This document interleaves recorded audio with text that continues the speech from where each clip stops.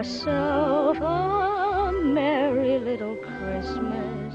It's the second special episode of the Homemade Gift Holiday Special. Next year, Oh man, I'm all dressed up to go to a holiday party, but I don't have anything to bring. That's where you came in, viewers. You voted again. And what did you vote for? Russian tea cakes. Let me tell you a little bit about Russian tea cakes. Russian tea cakes are known to some people as Mexican wedding cakes or Mexican wedding cookies. And that's really the funny part about it. It's basically the same cookie with like 7 different names. It's a form of jumble, which was a pastry common in the Middle Ages. The reason that it's called a Russian tea cake is because in Russia, in the 18th century, people used to eat them when they had tea.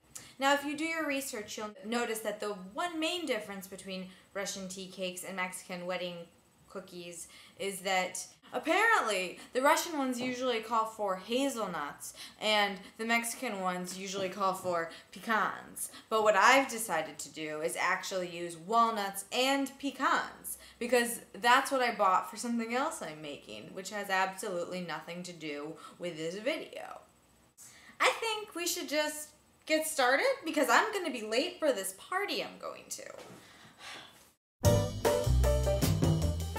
So what you're going to do before you do anything else is we're going to toast the nuts and grind them. Oh, and if you were wondering why do we toast nuts, I think I told you this once before. It'll bring out the nuttiness and the warmth. Here I've got a cup of pecans and walnuts mixed up. Get yourself a small pan. It's a pan on medium heat, totally dry. Pour the nuts in. Just toast these for a few minutes until they turn a little bit richer in color. Just make sure to watch though because they could burn. I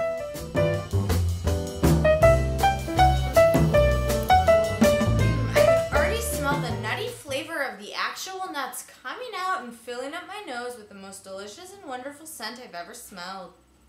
These nuts are toasted. And now that we're toasted, we're just going to grind them until they're very ground in a food processor that my friend Nicole was so nice to let me borrow.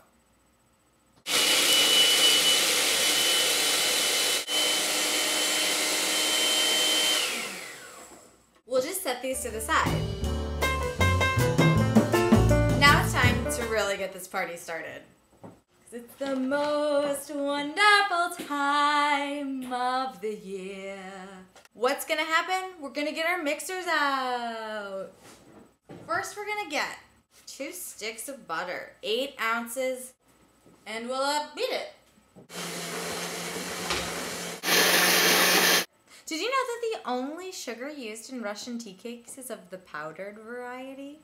Half a cup of powdered sugar and 2 teaspoons of really good vanilla. Now while that's beating, get 2 cups of flour and add about a 1/4 teaspoon of salt and whisk it together. Adding the flour and salt. Did I say 2 cups of flour? I meant 2 1/4 cups. You're gonna need to let this go for a few minutes because there's a lot of flour right now and the butter needs to incorporate itself into it. So now we'll just add these nuts.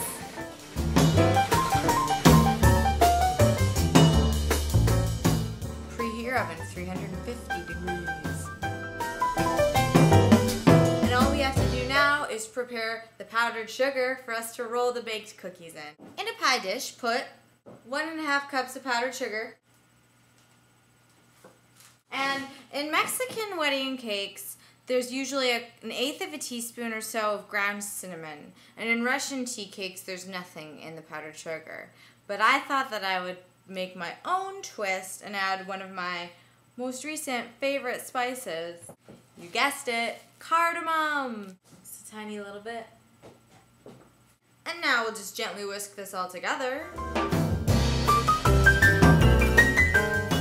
And perfect timing because the dough's chilled long enough. Take out half your dough. We're gonna roll dough balls about 2 teaspoons big. So yeah, Probably like this big. And since there's no eggs or baking powder or anything, this is probably the size they're going to be. So. Okay, so we're going to put these in the oven for about 18 minutes. Or until the cookies are golden brown on the bottom and just pale golden on top. Okay, so the cookies are done a bit early, I think. We don't want them to burn. We're going to let them rest for like a minute or two, and then I'll meet you over there where we'll roll them in the powdered sugar. I think it's good to do it while they're really hot because then they'll really absorb the powdered sugar. Oh, there's one. And there's another one. Yep. Just doing this. So, do this with the rest of the dough. Make all of the cookies, and I'll see you a little bit later when I eat some.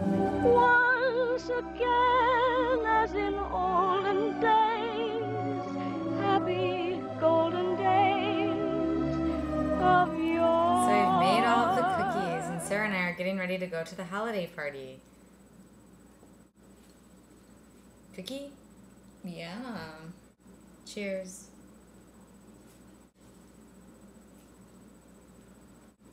They're good. They're really crumbly inside. The flavor of the nuts comes through, and I can taste the cardamom that I put in the powdered sugar. I love them. Aww. And I hope that you have a chance to make some holiday treats for your friends and family, because as you can see, it's pretty simple. Have a great time. I really can't stay. Baby, it's cold outside. I've got to go.